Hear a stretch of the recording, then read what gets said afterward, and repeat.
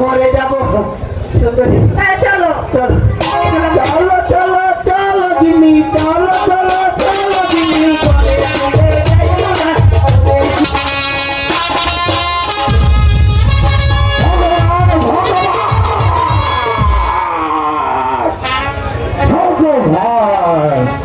মন্ত্রী মহারাজ, ভগবানের একটা নাম বলে গেছে, সত্যবতীর সর্বদার সন্তান 20 বছরের আদায়ে আমাকে নির্ভর করবে। চলুন মন্ত্রীধর, এই মুহূর্তে আমি কি করতে পারি? মহারাজ, এই জন্য আপনার কি আছে মহারাজ? আপনি একটি কাজ করুন মহারাজ। কাজ আপনি এই মুহূর্তে দাসীকে ডেকে তার হাতে তার কেটে ভিড় তুলে দিন।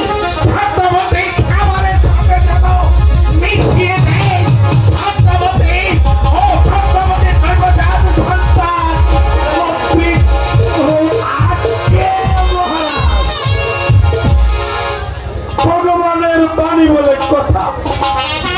দায়িত্ব সত্যবতীকে রেখেছেন বন্দি করে, রেখেছেন অন্ধকার কারাকক্ষে।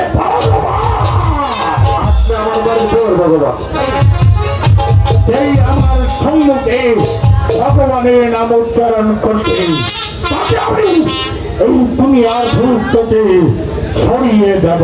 আর আমি যদি বলি ভগবান বাসুদেব মানে আপনি আমার ভগবান। হ্যাঁ, উত্তম মন্ত্রীবার উত্তম যুক্তি।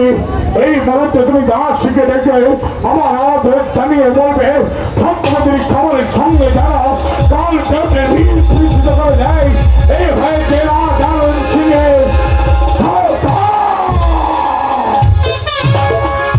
মন্ত্রী মহাশয় বলুন মশাই, শয়তানের চাকরি করে পাক্কা শয়তান হয়ে গেলেন। আস্তে কথা